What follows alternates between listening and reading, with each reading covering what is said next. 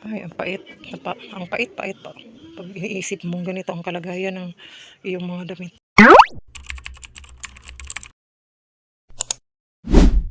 So, hello everyone. I-flex ko lang kasi mahirap bilang isang bilang isang renter ka or nangungupahan. Tapos walang mga cabinet, no? Ang hirap. Mahirap din paglaban kasi wala ka namang kakayanang magpagawa ng cabinet dito. Nahihirapan talaga ako sa mga damit ko. Ganyan lang. Ito kasi yung maleta na nasira ng pamangkin ko. Ginawa ko talaga siyang cabinet. Wala talaga akong cabinet. Kaya kayo ang papalad ninyo. Dahil unang-una, siguro may mga cabinet kayo, tinatapon nyo na lang. Pero kami, ay nako, ayan, napakahirap ng kalagayan. Ganito po ang kalagayan ng walang cabinet. Ayan, tinakpan ko na lang ng kumot, no? Ito, oh. Ayan, mga pantalon. Ang gulo. Sobrang gulo ng kwarto.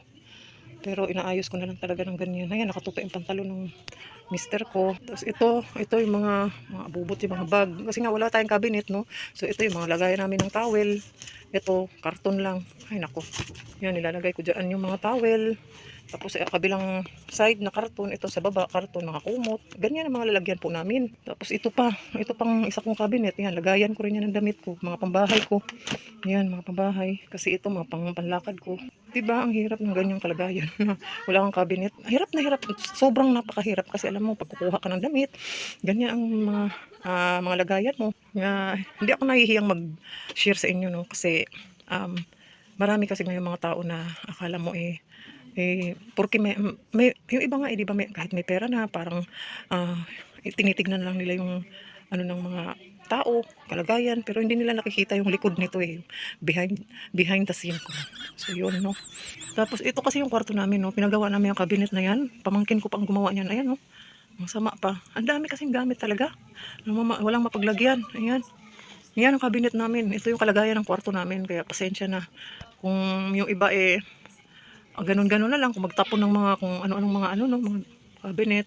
Mahirap po, sobrang hirap ng ganyang kalagayan. Kaya minsan, alam mo yun, minsan parang gusto mo nang umalis dito. 'Di ba? Yung iba nga 'di ba?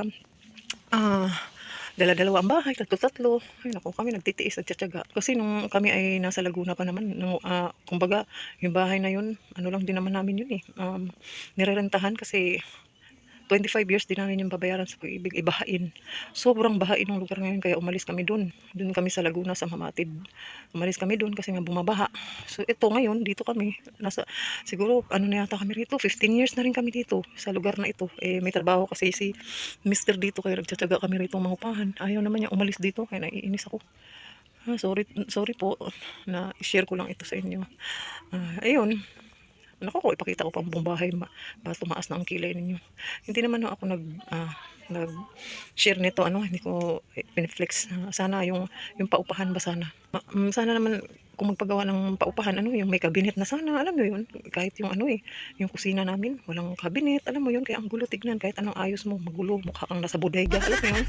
Kaya sana shout out din sa mga nagpapaupa ng bahay, gumawa naman kayo ng cabinet, kahit isang cabinet lang sa kwarto, isang cabinet lang sa kusina, alam mo yun, kasi ang hirap, napakahirap talaga ng kalagayan pag ikaw ay maraming mga gamit, tas wala kang mapaglagyan. Kaya ganyan ang nangyayari sa amin. Ganito ang kalagayan namin. Napakahirap. Kaya yun lang po. Mahirap mangupahan. Uwi na lang tayo nito ng Mindanao. Pero kailan kaya mangyayari yun, no? So thank you so much for watching everyone. Bye. So ayun na nga.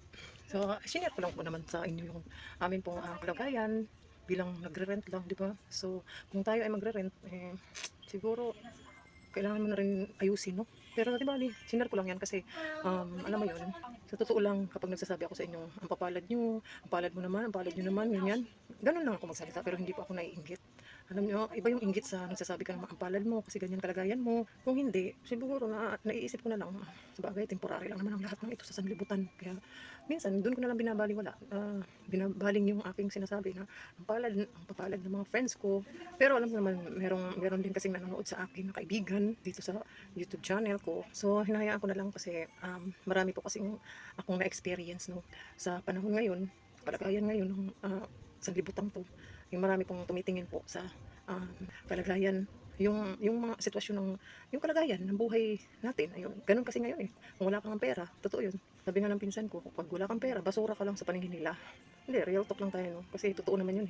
Meron pa nga mapera na nga, naiinggit ka pa sa alam mong hindi mo naman kalibel, 'di ba? Magpasalamat ka na lang at siguro mas maganda ibahagi mo na lang yung blessing mo sa kalagayan ng iba, 'di ba? Kasi ako, sa totoo lang ang experience ko, bilang ganito ang kalagayan namin, hindi po ako yung lapitin ng kaibigan.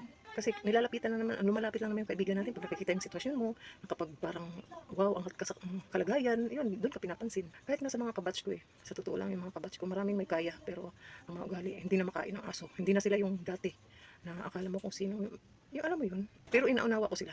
Kasi alam mo bakit? Maikli lang buhay eh. So bakit ka maiinggit sa ganun? Meron ka rin kamag-anak na dinadown ka. Totoo yun. Totoo yun. Real talk lang tayo ngayon. Totoo yun. Ang kalagayan ng mga tao ngayon ay payabang ng payabang. Ah, pa masyadong mataas ang yun na nga, yung masyadong mataas ang tingin sa sarili na akala mo siya yung may hawak ng buhay niya, alam mo yun. So ako na lang siguro kahit 2 beses na ako kumain sa isang araw, magpasalamat na lang din ako, or 3 times pa yan, no? Nakakapagkape ka pa ng 4 times, pagpapasalamat ko yun sa Panginoon. Pero never ever po akong mamimili ng tao kung sino yung may kaya, may kaya sa buhay. Ay, wala na akong pakialam doon. Basta mahalaga, naka-make up pa rin ako araw-araw. Hindi ka stress kahit sa bahay ka lang. Siyempre, sa bahay ka lang, tapos stress ka pa. Ay, bahala na kayo, di ba? So, ngayon, ito ang akin pong sinishare sa panahon ngayon. Iba na eh. Iba na talaga panahon ngayon. Kaya, pag nakita lang, wala kang pera, so, basura ka lang. So mag-isip na kayo dyan kung basura ang tingin nyo sa mga tao ng pera. Problema nyo na yun. No? Basta tayo mahalaga. Meron tayong malaking puso anytime. Meron tayong puso sa Panginoon. Basta meron tayong Kristo sa puso. May pagpapakumbaba tayo araw-araw. Mahalaga na sa akin yun. Kasi pipikit akong maganda kasi kumikap ako araw-araw. So kayo stress. May pera ka, stress ka naman sa buhay. Lagi ka may problema. Problema ko lang yung asawa ko eh. Yung utos niya ako. Ganun. So yun. Basta ako nakakatawa pa rin ako. Kaya 50 years old na ako eh. So maikli lang buhay. Mahalin na lang natin yung buhay natin. Kakakain ka 3 beses sa isang araw. Okay na yun. Pwede. Kung hindi ko narating yung mga lugar na pinapangarap ko, ay, okay lang yan. Baka pag nasa heaven na ako, ayun, matutupad ko na yung mapupuntahan ko na siguro yun. So, ganun. So, yun lang ang aking pong bahagi sa inyo. Maraming salamat sa inyo lahat. Bye-bye everyone!